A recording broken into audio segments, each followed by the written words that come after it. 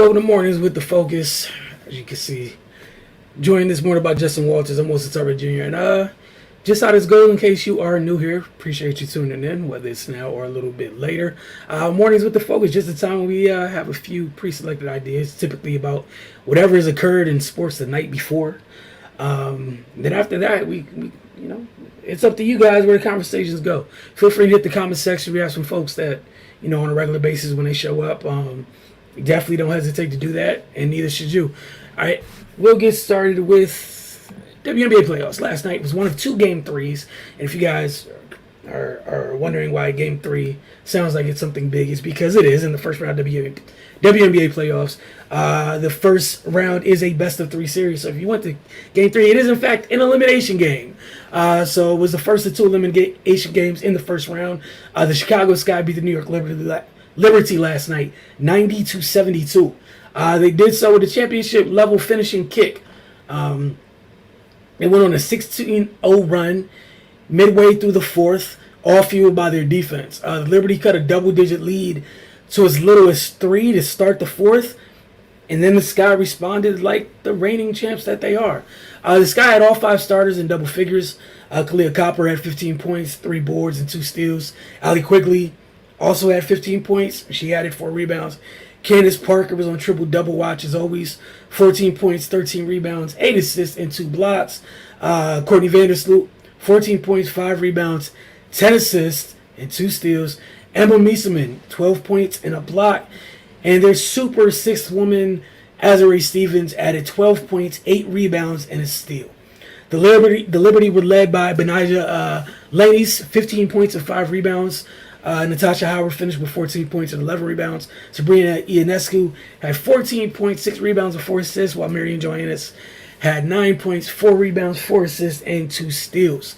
We know the Liberty did a great job, especially down the stretch in Game 1. That's how they were able to steal not only Game 1, but home court advantage. Last night's elimination game was at Barclays in New York, which meant the Sky had to go on the road because they dropped Game 1, had to go on the road and get the W. The thing with the Sky is Rebecca Gardner, I did not mention her. She did not score in double figures, but that was the different, her impact was large in this series. They were able at times to take Kalia Copper, Rebecca Gardner, two very good defenders, very good athletes, and just allow them to hound Sabrina Ionescu.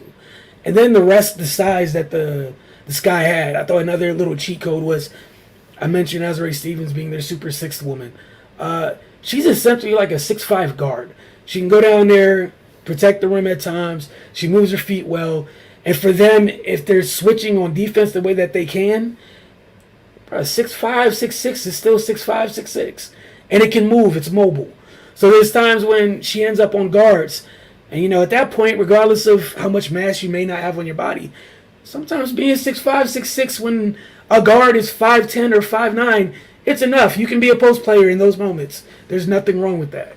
And I thought the biggest thing for Azurá was the 8 rebounds.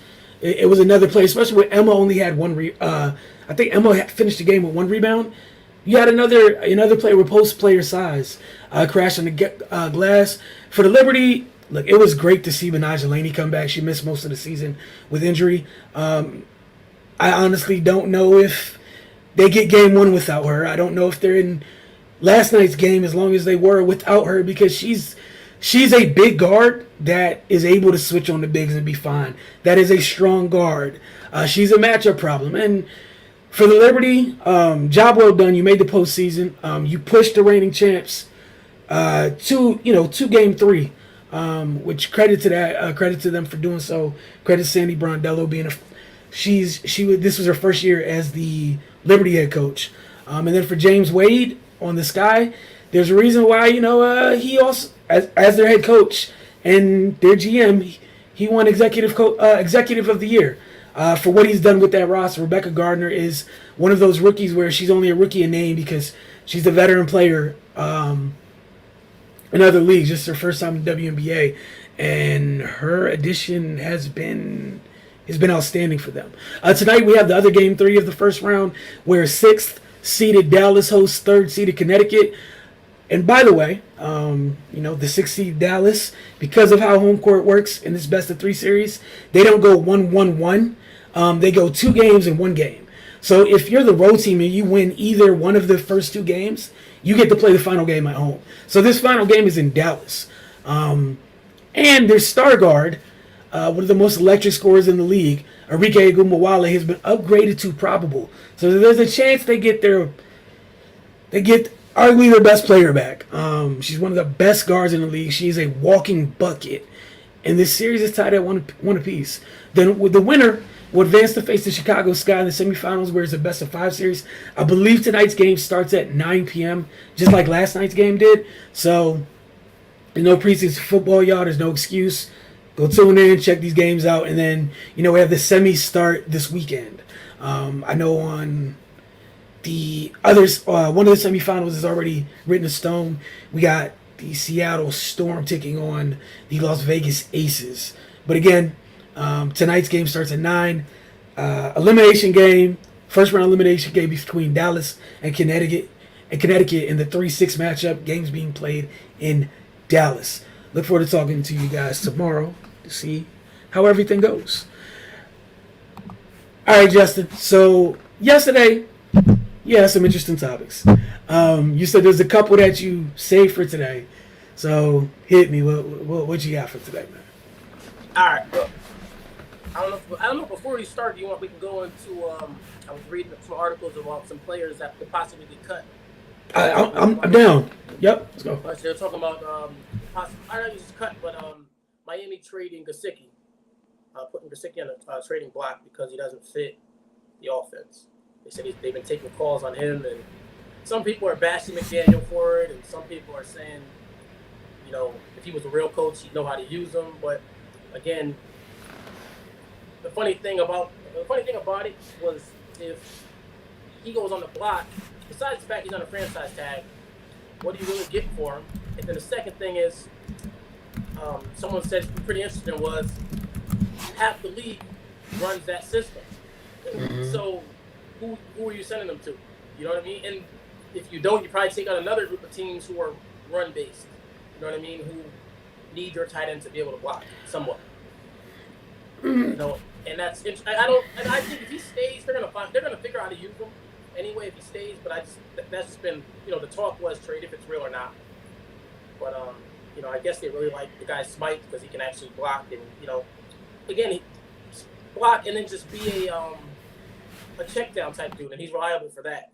But people were trying to kill McDaniel for it, but at the same time, San Fran didn't have Kittle. To compare him to Kittle is different. It's not to say compare him, but to say, you figure out how to use him, and just because he's not Kittle, but the weapons that Miami has right now is similar to 49ers, but different in a way too. Just because of that speed outside, you don't have to. They didn't figure out how to use IU in the quarterback situation as well. But I just think it's interesting to see how that goes because it's a rumor, but sometimes where the smoke there's fire. Yeah, I think I don't even think it's necessarily because of the blocking. Honestly, I just think his athletic profile doesn't fit. And so 2 things. Like you said, they can make it work and life will go on. It'll be fine. However, you just won't get that second contract in Miami. So just keep that a buck because they don't need you to do that. What makes them different than almost every other team that run it, the 2 dudes they have outside are so freaking explosive. That space is going to be there regardless. I almost see this almost kind of like as a salary cap reason too. Like, why are we going to pay? Like, you're a good tight end. However, you're not a great tight end. You're not such a good fit that we can't afford to lose you. It's not that. Like, in Green Bay, you got Tunyon. In Cleveland, you got Njoku. Njoku's a specimen. I'm trying to think who else. So you got Green Bay, the Vikings, the Browns. The Vikings have like Irv Smith, right? Who's athletic. I'm trying to think who else is running that stuff. I just think it's the athletic profile, honestly. Right, or even like Higbee, like those guys. Yeah. The stuff those guys are more. A lot of them are built. Even if they're not the ones that aren't great blockers, they're like H-back built. Yeah. But there's the flexibility. Where Gesicki, you're almost having to break your offense because you're throwing them contested balls, you're throwing them seam routes, you're throwing them receiver stuff. And That's what it is. Why would I stop? If we have a system where we go 1, 2, 3, why would I throw a back shoulder? Why would I throw a fade to my tight end when I have a receiver who can create space on either side at any moment? And people are gonna be surprised how good Cedric Wilson really is. He too. There was times last year where he was Dallas's go-to guy. Behind Cooper or whatever. But it'll be, and that system does what it does, and you could tell without both of those guys, the little bit of time when Tua was in there, how easy against the other team ones, how easy he was finding open receivers with the second and third string guys. So I can only imagine when you put those two guys in there, and then seeing what Edmonds did. It's not a dumb move. And again, if they could stumble upon an offensive tackle or an offensive lineman to help out, or even they've had some secondary injuries in the cornerback position. So if they could find a backup cornerback to just help out, they won't miss him the way people think. Gesicki sounds good down the seam, but how much down the seam stuff was really being thrown? And he's not really a threat with the play action because it's almost like you're giving away the fact that you're not running the ball when he's in there anyway. So, the other part with the seam stuff, and no disrespect to him, you play alongside two of the fastest dudes in the league. It just doesn't matter. You can send them up the seam. It is truly, you know what I'm saying? Like, right. He's in the worst spot for an established tight end for the other teams in that run that because of the speed of those two. If you only had one of those guys, sir, you are important, and we cannot afford to give you away. You have two of them, which makes you extra expendable to a degree. Like, right. They're almost better off getting someone who, again, better athletic profile and essentially just doesn't have a big name. Right. Where like you said, it's just, oh, you're athletic in space on a check down. You can make something happen. Right. Cool. Twitchy. Yeah. They just want somebody twitchy and a willing blocker that's twitchy, and we can figure out the rest. Right. We don't need you. Miami doesn't need a tight end to be George. Right. That's the luxury. They just don't need it. You don't need to be Njoku either, because we've seen with the Browns, that dude's a freak of nature. They somehow find a way to not utilize him correctly, even though they run the same. They want to offshoot of that offense. Meanwhile, you got the Rams where Higbee is a revolving door of tight ends, and we've seen them get down to their third string tight end, and they're effective and impactful. Right. Because of the profile of the guys that they have on their roster. That's a good one. Then again, I'm thinking there's teams where Gesicki could be huge for them. Teams that need a red zone threat, where maybe you need something that has to go up the seam because you're missing stuff. I don't know, but that's interesting, actually. Right. It's probably, like you said, it's probably more of a team that allows him to stand up. And but even with Miami last year, they'd get to the goal line and they throw him a fade, but it's not really a route. It's just, okay, we're hoping we get him on a linebacker and throw a jump ball, because he ended up having, I think his combine was a really good 40 and a really good vertical. And that's the extent of his game. So, again, it sounds weird, but to have the speed, people confuse that speed with athletic ability. They're two different things, or straight line speed. But again, for this offense, it doesn't benefit that way, because he's not a true route runner. Certain things, this offense is going to be fine. And he would, with him being on the franchise tag and thinking he's wanting money on the other side, he'd be angry at some point. If he's not now, he's going to be angry because you're option 5, maybe, And then there's going to be times where you're off the field where you want to be on because the guy Durham Smythe actually can block and can catch the ball well enough and, do some of the things that you can't do. So I think it'd be a letdown where he'd be sitting there with 35 catches upset. So, maybe it's just might be best for him, best for the team if they can get something, It's another guy with, I heard there's possibility of Leatherwood either being on the block or being cut. And, that's the type of guy, I wouldn't say Miami because obviously the Raiders have Waller, but that's the type of guy that's worth a shot. That's a first-round pick, and there's talent there, and whatever his issue is, whether it's, obviously he's a physical player who maybe the system they've had where he lunges, obviously, but he's a physical player, whether that's moving him inside the guard or playing him at right tackle or working with him for a year. There's too much talent for someone, and too much talent in him, and too much of a lack of talent in the league at that position for someone to not go get a chance to take a shot at him. Whether it's the Raiders, whether it's the Steelers, whether it's Miami, who has Austin Jackson starting right now. Like there's a good list of teams that could take him, and worst case you put him at guard, and you just let him maul people because he can definitely do that. When some of the guys who lunge, when they get space, they have some problems lunging. But again, there's too much. He played left tackle. He played every position at Alabama. So you didn't tell me if you play left tackle at Alabama, you can hold up somewhere on the NFL offensive line. Yeah, he might be an intriguing. One of the things that came to mind was not that I'm not somebody that's trying to speak this to existence or just thinking was when you talk about folks that have people that are talented that might just not fit, possibly. We know I know what they've said about Josh Jacobs, but they haven't committed to him yet, right? You got Alex Leatherwood where his talent maybe it's not an ideal fit. Maybe they could do a swap where with San Fran where maybe you move Trey Sermon for Alex Leatherwood. You move two guys who are talented, but just maybe aren't exactly what, or maybe would fit a better need in their respective spaces, where it's more of a natural fit, and you go from there. Where maybe what he's being asked to do at tackle is not what the Raiders want from their tackles. Because maybe he's just not like. Now I got to think about what Josh McDaniels has had at tackle. Because aren't the Patriots also shopping Isaiah Wynn? Mm-hmm. So I mean, maybe it's something where there's a disconnect between what the Patriots want at tackle versus what Josh McDaniels likes at tackle. Right. You know what I'm saying? So, and like you said, but somebody who's played all 5 positions at Bama through his career, there's a spot for you somewhere on that line. And maybe it's just simple as switching schemes. Right. Who knows? Who knows? But it's that time of year where it's not an indictment on somebody's talent. Maybe if it's just a more natural fit, you do what you got to do. Right. Well, you get also, like you're saying, I didn't think about the thing with Wynn is it's like Georgia, Alabama, 2 downhill physical teams, and then you have teams like the Patriots are more of a quick game, get the ball out. Yep. And now you want them to be more athletic.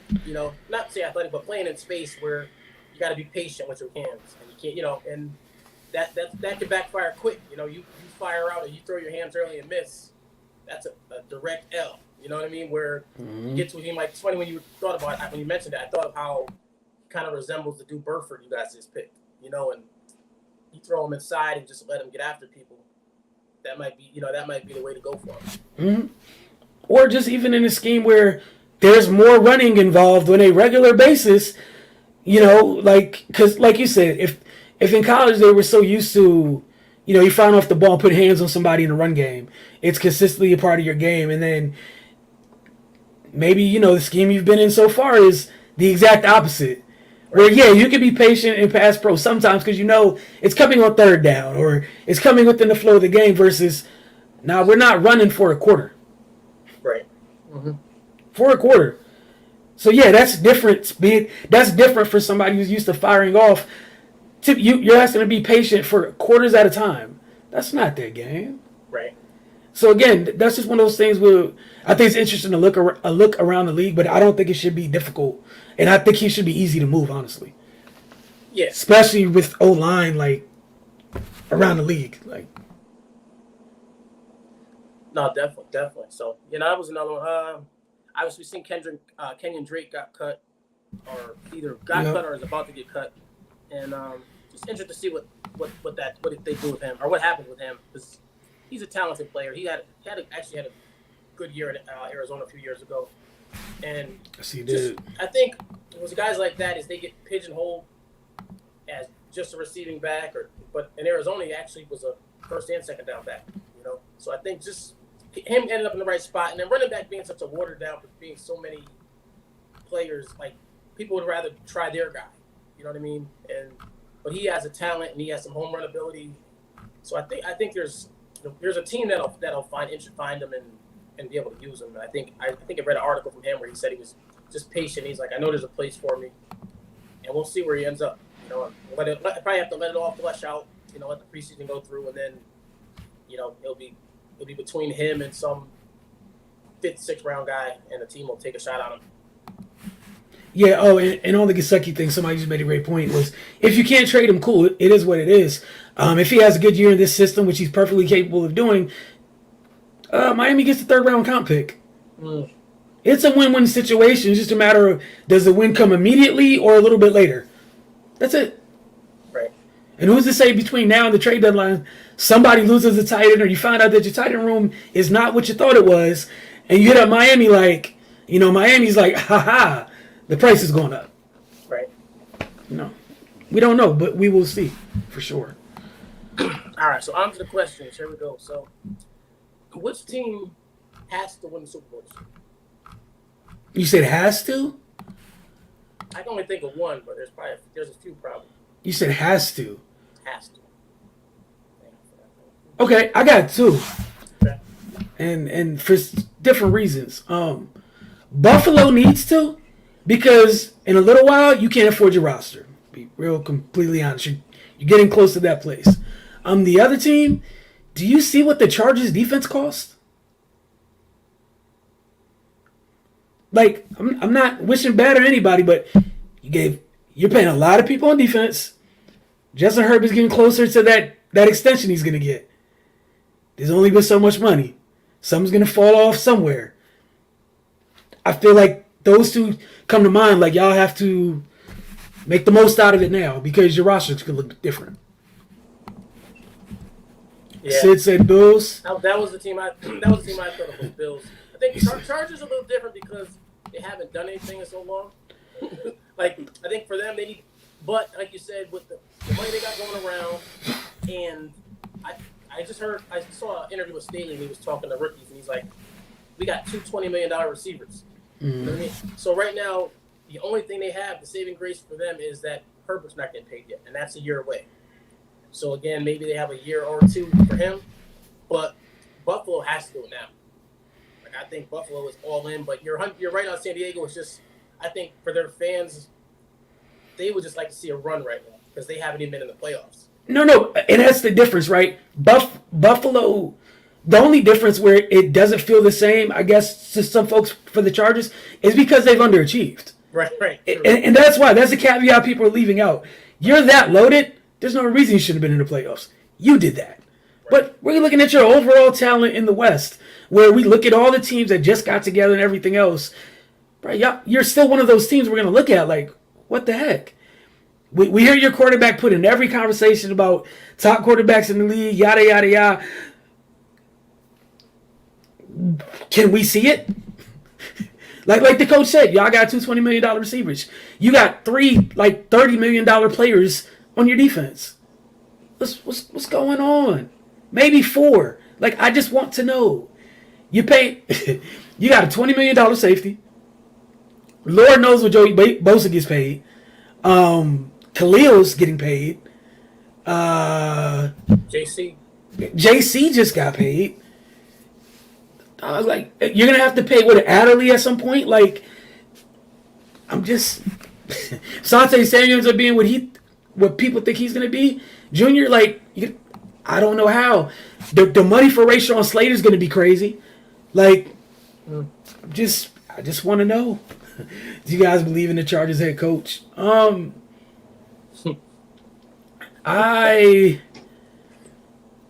do. However, I feel some type of way about some of these young coaches that inherit ready to go teams. I don't have as much patience for them. I would say that. If you inherit an ish show where you just have to, you got to blow it up and start over, I got time for you all day. But when you inherit if you pull a Steve Kerr or a Becky Hammond where you walk in and stuff's you got to make a couple tweaks. And if you're a good coach, it shouldn't take that long. Mr. Staley, what's up, man? Like you said, you got two $20 million receivers. Why that offense broken when you need it at times? Yeah, no, I'm. That's a good question, to be honest with you. At first, I was, quick to say yes, but I don't know. Because, again, I think being a defensive coach is tough with the pros anyway, because there's a side of the ball where you really don't know what's going on, and that's where the game is run through. That's how you win and lose games. And defensively, you can impact the game only so much. Even what he did with the Rams, there were games where they struggled. And, and again, having the players he had, and being able to make the system fit a certain way. Like, and then coming here is like you said, it's the same as the Warriors situation. Like, you have a ready to go team. Like, no one, them and him, Chargers and Denver are two teams with new coaches who you can look really good when even the Raiders, Raiders made run last year, but you can come in and you can look like a savior on a team that you didn't do much to. You went and they spent some money and signed J.C. Jackson. They went and got Khalil Mack, but you underachieved last year. Like, there's no reason that Raiders should have made the playoffs over you last year. And again, that's just that one game, but there's games throughout the season they lost because, the young guys, the problem with a lot of these young guys is they, like you always use the word galaxy brain. Like they, with all the fourth down things he did, like when it was working, it was cool. But when you give your other team the ball at the 17-yard line because you want to go for a 4th and 2, it's not as cool no more. It's not as fun. And like now people hate you. So I think he has to find himself. You're trying to find that thing of, okay, I'm a defensive coach, which makes even less sense. Trust my defense, punt the ball, play defense. So, I mean, maybe this year that defense gets going and it's tough because you have a quarterback that can do things too. So I think he's in a weird spot, but they have so much talent. And I don't know. I just, sometimes being a defensive coordinator is different. I mean, it is to being an offensive coach, a head coach. And I don't know the offensive coordinator to be this genius, to be this person that's going to be like, okay, you can coach defense and I'll leave the offense to you type, So it's a lot on his plate. And I think I heard he played college. In college, he played quarterback. So it's a spot where he's trying to see both, he got the job because of defense and then measuring what his input is going to be offensively, and that takes longer than people think. And with that talent, they should win. So, I mean, it's funny if things go ugly this year in a division where it's possible, where in that division, it is possible where you can be in 3rd or 4th place. In AFC, 9 wins and not make it again, so what happens till then? With the money spent and the talent on that roster and Sean Payton lurking everywhere, so he really needs to get it going this year, because Kansas City's never going to be easy. Raiders already proven they can beat you, and Denver's going to be different along with the rest of the AFC. So we'll see. Yeah, and the other thing I was going to add is Matt LaFleur started and he hasn't dropped the ball. Like, his failings are only in the postseason. So, like, again, that's what you're supposed to do when you walk into a loaded roster. You're supposed to hit the ground running, and I can deal with you failing in the postseason, but you're there. Like, I can pencil in the Packers to the postseason under Matt LaFleur. Like, death taxes, and they're going to be in the postseason. They're running their first round game, or they have a bye, or, they're not playing on wild card weekend, whatever. I don't see the excuse. And what bothers me so much is that the AFC last year didn't look like how it did this year. How the heck did you not make it? And like you said, yeah, we could go to the Raiders game. I'll go back to the Texans game. Y'all lost to the Texans. What's going on? How? All that stuff that you have, how? Why? It's not like Herbert was missing for 6 games last year. What's going on? Like, that I can understand, but Bosa was around. I don't get it. Well, being a defensive coach whose defense is getting bullied in the run game, that's a major thing, because a lot of the things they did in the that got them the job was the creativity on passing downs. What he did with Ramsey and Donald, and mismatches that way. So when you're not forcing the other team to pass the ball, it took away a lot of that creativity and a lot of things he's trying to do. So moving Derwin around for matchups and all that, but when you're getting pushed off, get pushed off the ball, it changes things. So I think a lot of people won't realize the importance of Matt is Khalil Mack can play the run. Mack sets the edge, and they brought in Sebastian Joe Day or whatever. He's good at it too. He's going to play the middle as well. So I think that's their main thing, is just trying to get you to 3rd down, because Derwin's a weapon that, at one point it's like, oh, they're going to use Derwin like they used Ramsey, but they can use him like Ramsey in the slot. But then you still got J.C. Jackson outside to take certain matchups.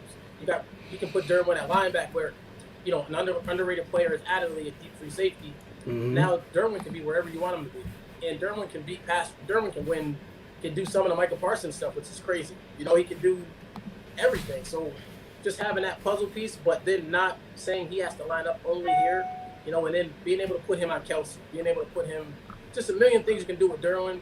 is unlocked by the J.C. Jackson signings and having Mack and Bosa and all the other pieces they got over there. So it's a lot of pressure on him. Like you said, they do have to get something done. I'm not gonna say they have to win Super Bowl, but they better be around Final Four. I think at least. Yeah, they have to be in the picture. I think they have to be in the picture. The Bills a little bit more you've been in the picture several times. You have to finish it, right? But again, just want to share this real quick. Look, Khalil, that's 23.5. Bosa 27. JC 16.5. Keenan Allen 20. Derwin James 19. They're paying a center 12.5 a year. Mike Williams 20 a year. Look, man, there's only so much longer you're going to be able to get away with this because for only right now, Justin Herbert's making just 6. Right. Think about what the going rate for quarterbacks is. Keep in mind, Baltimore still has to give Lamar Jackson his money. Think about what Kyler's getting paid, right? And then think about how the Chargers going to feel about Justin Herbert. Right. Him and Burrow. Yeah. Just look, man, it's going to get interesting. It's not going to be cheap. That's all I'm going to say. It's not going to be cheap. So, we'll see.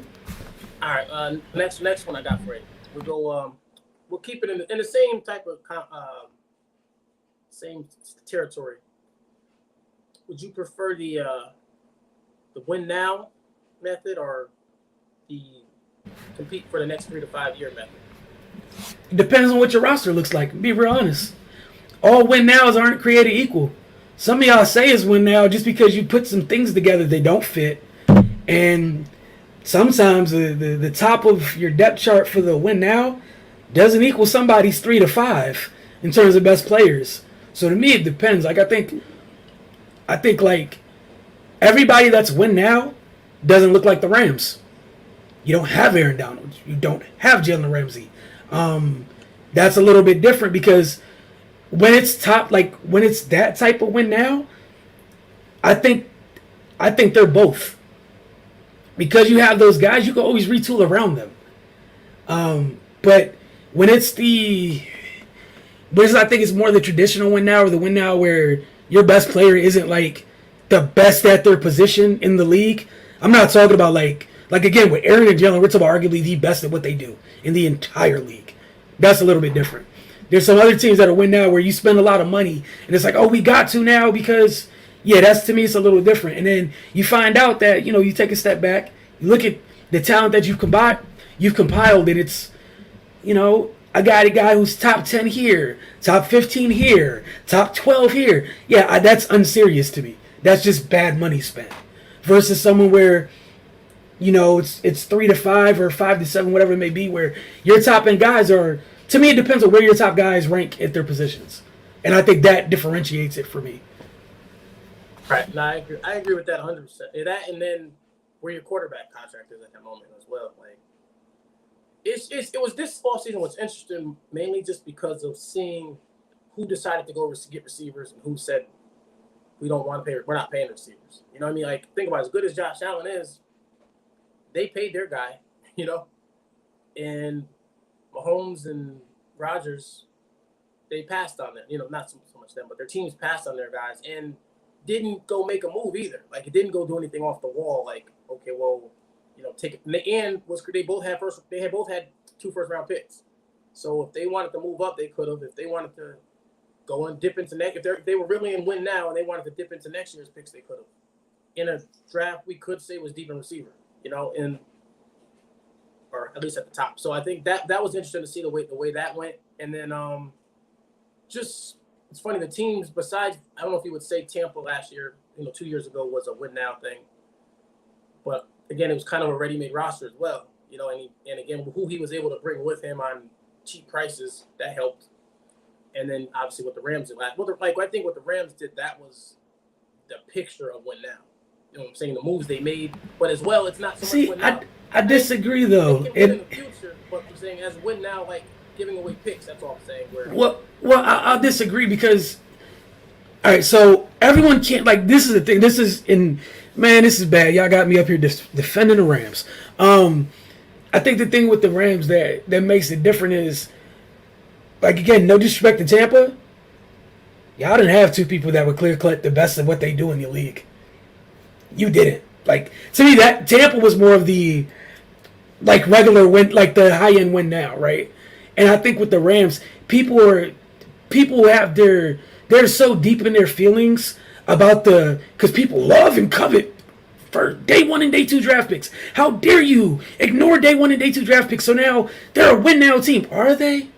Or are they a team that understands I will happily forego my first and second round picks for well-known commodities while we draft so well outside of those rounds. And meanwhile, they draft well outside of those rounds in front of our faces, and a lot of people are just like, but they don't care about picks. No, they care.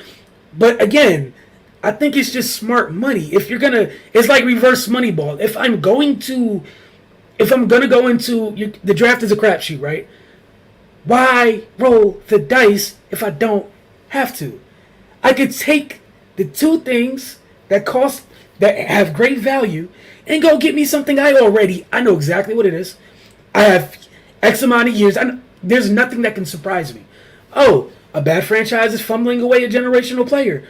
Take all my picks. Take all my day one and day two picks. I'm gonna make it back later because I have them. If they're really that good, I don't even have. Like, I'm drafting for 2s and 3s now. And 2s and 3s of 2s and 3s are a depth chart. They're always around on day 2 and day 3. It's you get in trouble when you're when you mess up day 1 and day 2 and you're in day 3 looking for day 1 guys. But if you never have to look for day 1 guys on day 3, I think that's great math, honestly. It's a game. It's a risky game. I think that could break. Like, it's funny for a team who went the route they went.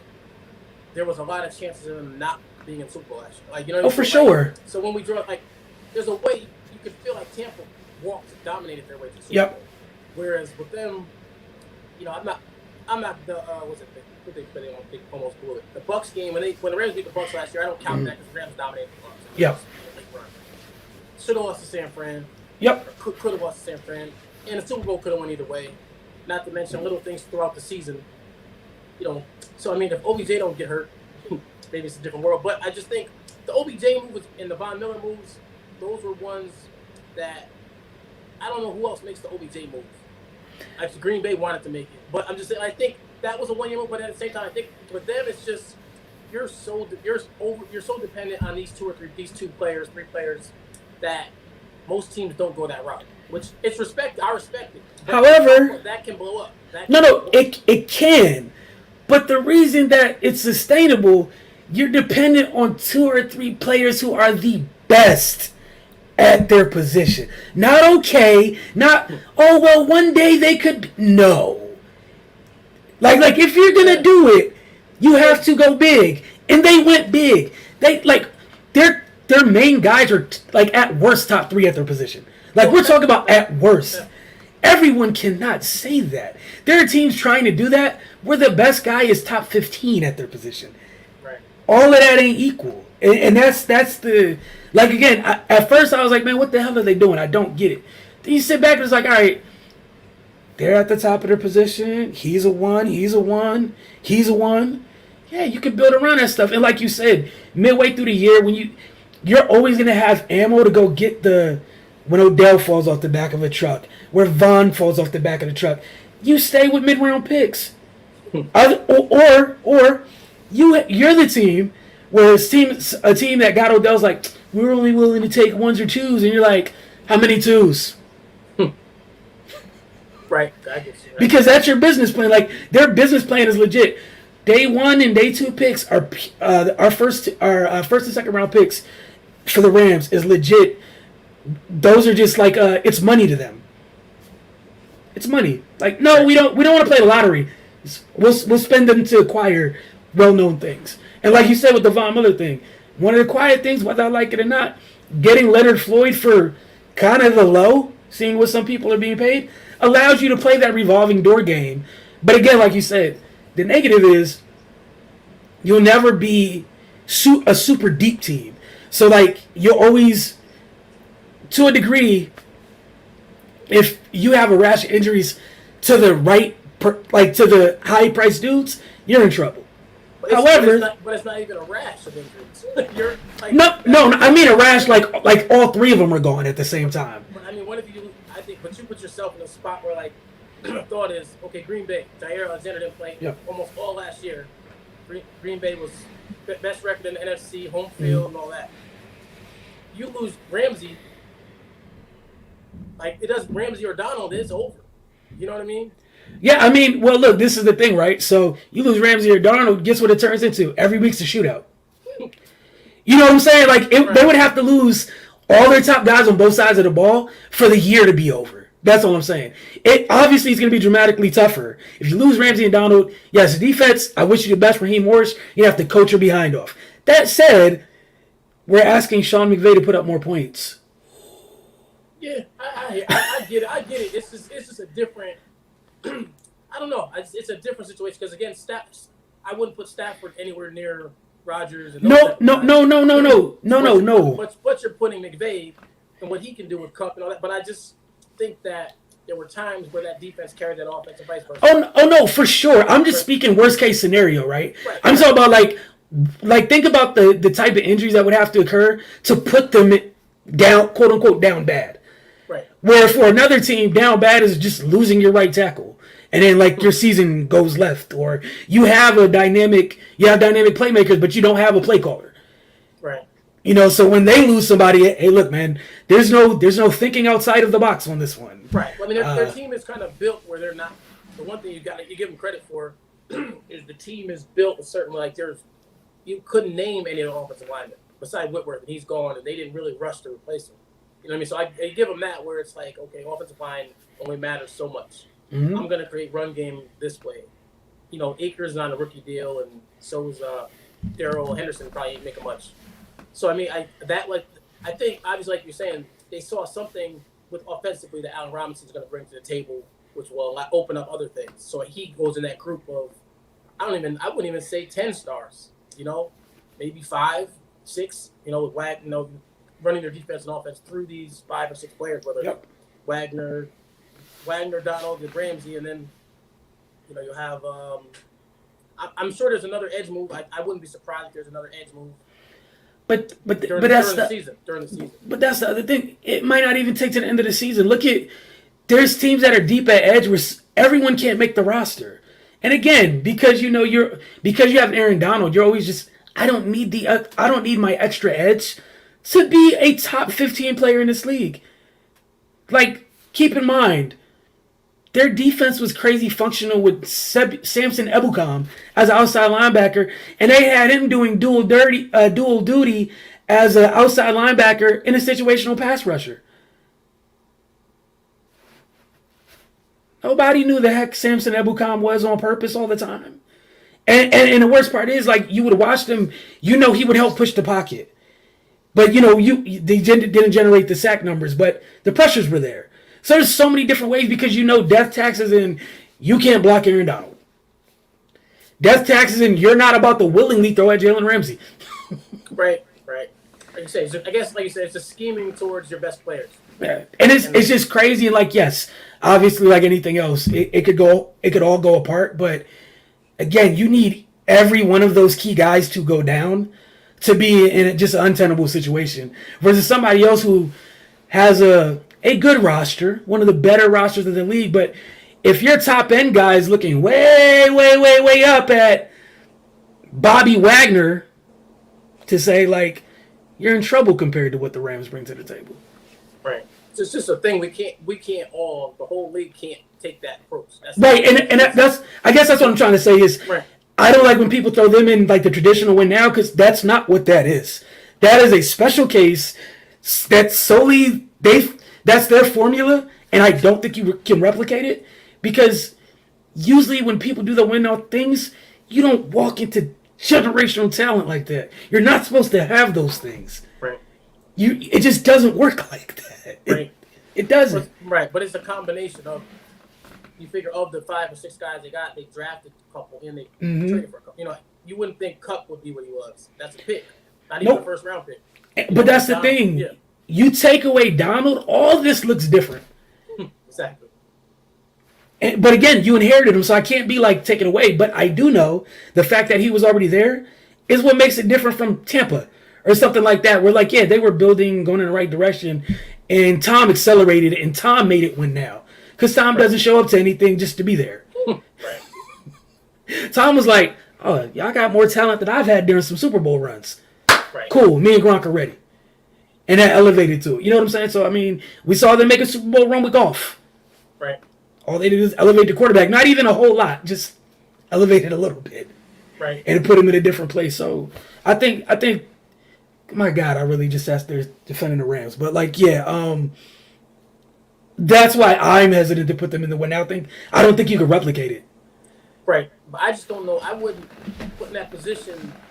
There's a couple teams that are built a certain way that I again know if it's my job to have for a while. Yeah. No, I got what you're saying. I know exactly what you're saying. However, how long is the list of those teams? 3. So in a league of 30, there's 3 teams that you legit have to be worried about. If things break the right way and something goes wrong in their season, they don't make it, or you avoid that matchup. or you only have to beat them once when it matters. Right. Like, you know? Yeah. That puts you in rare air if it's only 3 teams where you're like, you know, oh, they're built better. They're built for us. Right. But it's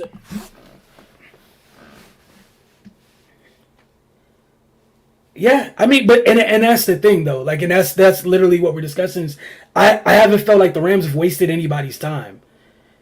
Like, I think they've maxed. Like, I'll give them credit for maximizing. Like, once you get generational talent, you better act like that. Right. You better act like that. Once you, like you talked about, you drafted Aaron, you drafted Cooper. But yes, you need to act accordingly. Do not waste any time. Don't, oh man, we'll get there in a couple years. No, go do stuff.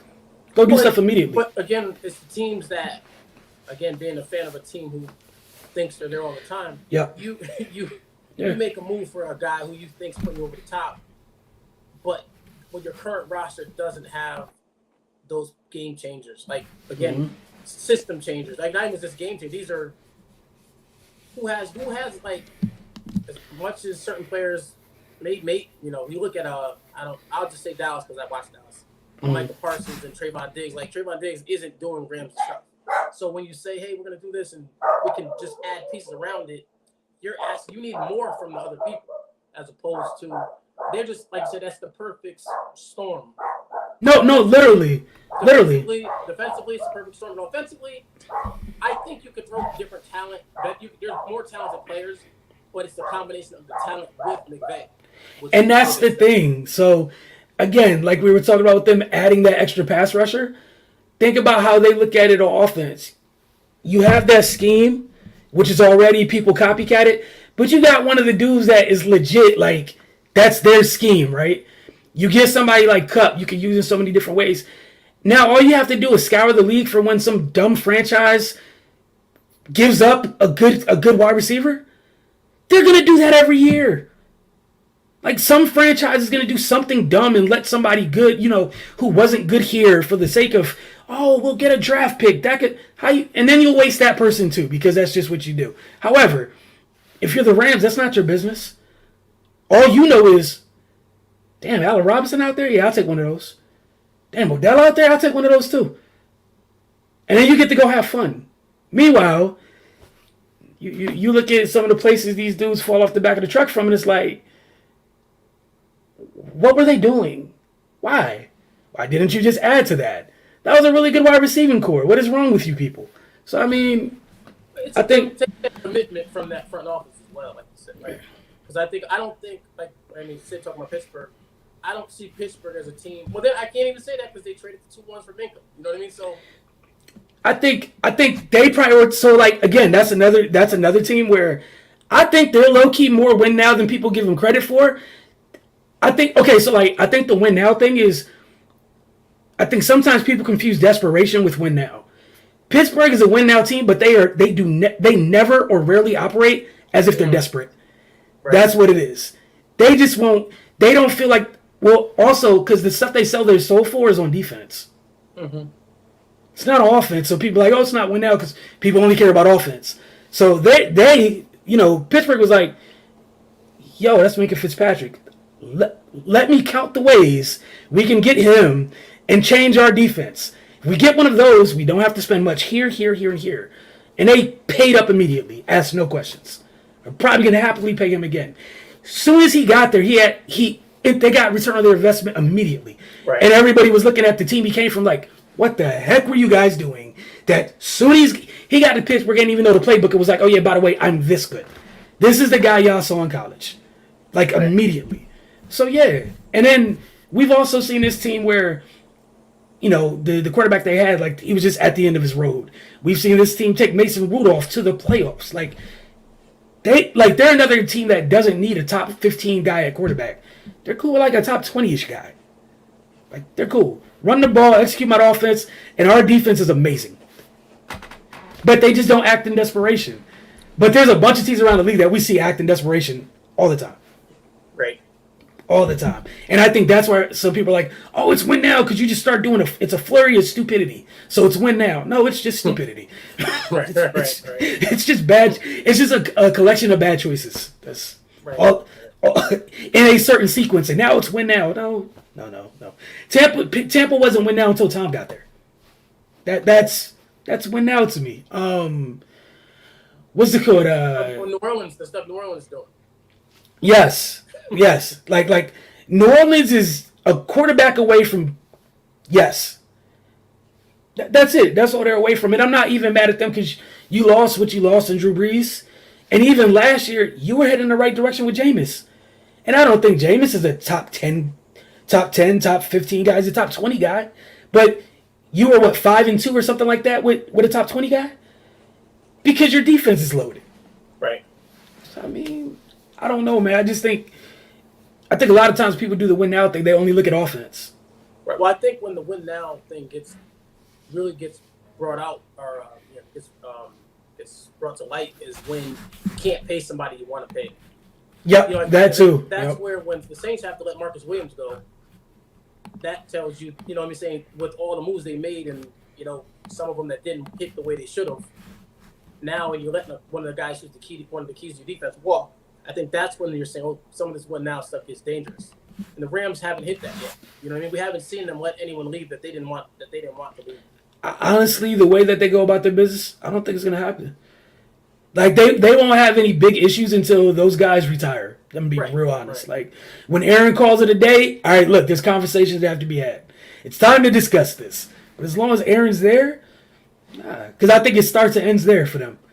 Because like Aaron's the piece that allowed everything else to happen. Because like even no disrespect to Cooper Kupp, if you replace Cooper Kupp with another top 20-ish, two top 20 wide receivers, right? McVay's going to get that offense humming. Like, life's going to be fine. Like, obviously, Cooper's one of the best receivers in the league. But I feel like losing Aaron is way different. Would hurt so much more. Well, he's one of one. Yeah. So, I mean, again, so it depends on who's there. And everybody's top guys aren't equal. It's really, like you say, it's really him and Donald and Rams. Again, offensively, I think he could do that with. We didn't know Kupp was better than Robert Woods until now. Until last year. Like. That's what I'm saying.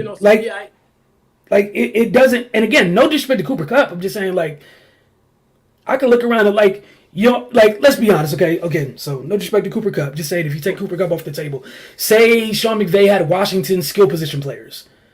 Is that a bad offense with him? No, it's not. Not at all. It's probably scary. Cool.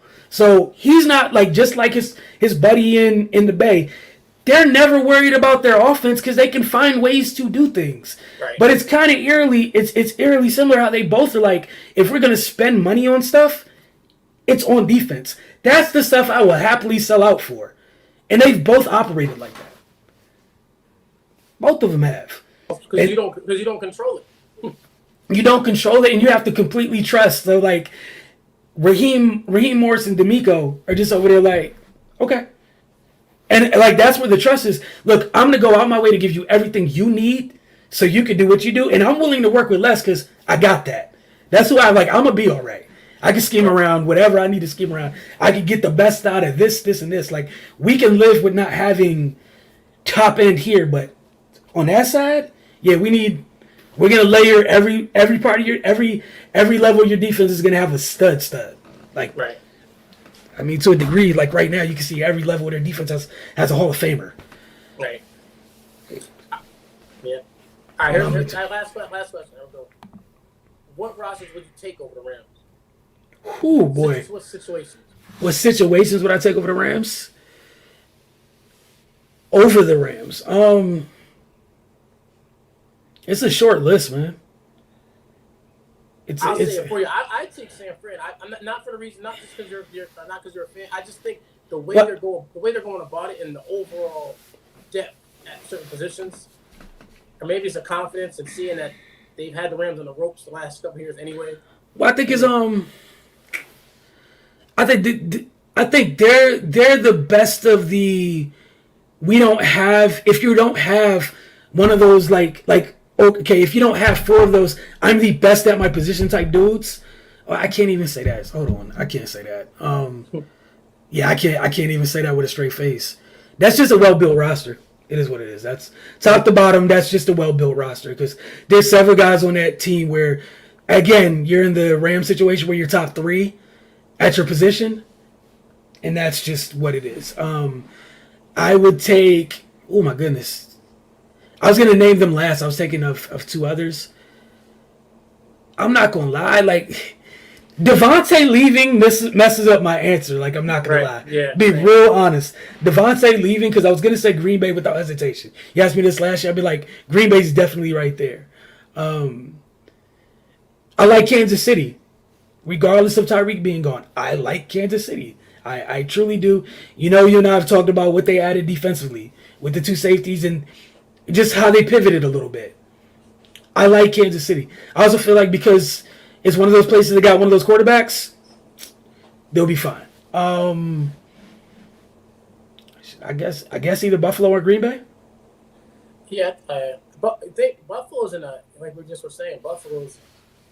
Or are we talking about like? No, you're like just in a year, just in a year, right? Not no, like. I'm just saying like for the next, because I mean, like I said, when you say San Fran, it's more just the way they're set up to never just keep. Okay, so matter of fact, I'm gonna keep Green Bay in it. Green Bay and San Fran, because I think even with Green Bay, right? Say you got Aaron for another 3 years, the young receivers at the bottom of their depth chart, they're gonna rise to the top. It's a matter of time. Like, I'm dumb confident in Watson and Dubs. Like, and also, if you miss, you'll just continue taking wide receivers. Right, that's all you need. Yeah. You know what I'm saying? Because like they built out the rest of their team and their defense. They stocked it up. So I mean, you got one position group to always address. And what they keep telling us over the past couple of years, they just keep getting deeper and deeper every draft class. Yeah, you'll be fine. So yeah, San Fran, Green Bay, KC. I guess I'd still say Buffalo because even defensively, if you just have to keep switching and moving things around in some places, you're still better off than other teams are. Right. And they have Allen and Diggs anyway, so yeah, like at the end of the day, like off some Rams stuff, you got your QB, you got your quarterback, and your QB is super young and Diggs isn't old yet either. And then, like, the complementary pieces, what they surrounded them with, I think they've had a couple good drafts to surround them with where you don't have to pay some of these guys that can help. Long term, you might have found your future running back for the low in the mid-rounds of this draft. So, Dawson Knox came out of nowhere as a tight end for you. Like, Gabriel Davis, things like that. So, I feel like you're in a good place. I'm trying to think, like, AFC-wise or I'm scared to say Miami just like we got to see what Tua does, but that roster is... No, I'll say Miami because it's another thing where Mike can do what some of his buddies just did. Mm-hmm. If he's not your guy, you go get someone that is. Right. It sucks to say, but do what your friends did. Just upgrade. What did Sean do? Yeah, I'm good on this. I want something else. You were there with Kyle. We don't have to live like this. I want something else. You know? Who's to say that if you're Miami and Tua don't cut it, You make a run at Kirk or something if Minnesota decides to blow it up. And for like 2 years, you know Kirk's going to run your offense. Like, you know what I'm saying? So, I mean, yeah, I guess that'd be one. I don't know after that, man. Honestly, I don't know. But, yeah, you wouldn't expect it to be a lot of teams because it is, one of the favorites. So. Okay, my bad. You know who else I'll throw into it, honestly? Surprisingly, I'll throw Tampa Bay in the ring. I'll throw Tampa Bay in the ring only because, again, going back to that top end talent thing, they might not be at the top where some of these other guys are. But for a team not being at the top, you have a whole bunch of top 15 guys at their position. Like, that roster is loaded with it. It's just like with some of the other teams, they got like that list is like top 5 guys at their position. Right. Top 3. You have top 15. So, like, I think you're at the lower end of it, but your quarterback raises the floor, like, exponentially. But that's not a bad place. Like, you think about the young secondary, right? You got a stud. You got 2 studs at linebacker, and one of them is still a baby. Up front, you got a revolving door. You can get edge rushers. I'm not worried about that. Vita Vea yeah. and Tryon and whatever. Yeah, and getting Tryon is huge. Like, you have things. You've shown us that you can add to what you have, right? I feel like they've drafted very well. So with them, I think the only thing would be replacing Tom when that time comes. Right. Agreed. Yep. To a degree. Like, obviously it's. Offense is loaded. Evans, Godwin, Wirfs. And I like what they have on defense. Like, I think it fits. Like, yeah, none of the corners are like top 5, but they're top 15. Right. You got a couple good safeties. Like, if Antoine Winfield continues to rise, like, I mean, that's not bad. So I guess that's where I'm at with it. Any teams you want to add to it? Not really. Man, I had the stressful questions today. I don't know. Would you take San Diego? No. And okay, so like, oh man, the only reason I won't take the Chargers because of what you said. You talk about like next 5 or whatever, right? I don't have if I felt better about Justin, they would have been in that list so quick. Right. I like him a lot. I don't trust you like I trust Patrick. I don't trust you like I trust Aaron. I don't.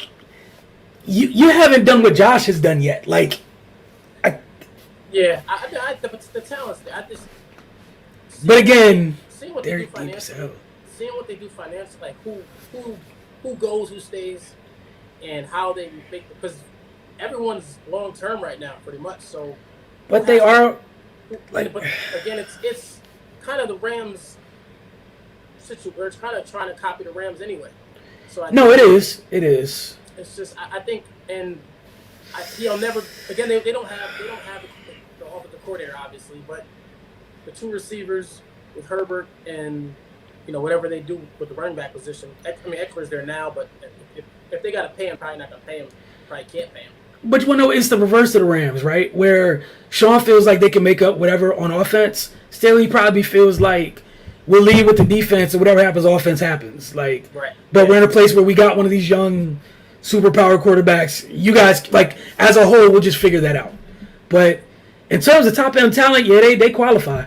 Right. Because the guys that they're paying, Derwin is at the top of, Khalil and Joey are, JC's he's probably top 10ish, or he's probably definitely top 7. Like, you know what I'm saying, top 5. Like, so yeah.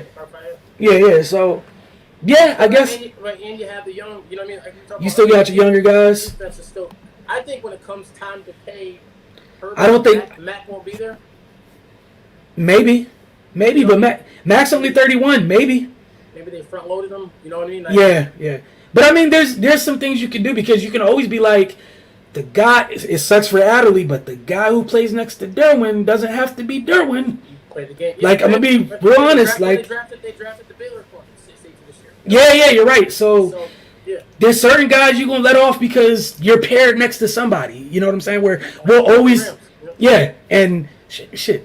Just the Rams, the Niners. A couple teams are like that. Where there's a couple positions where, hey, look, man, it's an open audition until somebody locks down the job, and even then, just an X. Yeah, and then matter of fact, they're kind of like make us stop auditioning for this role.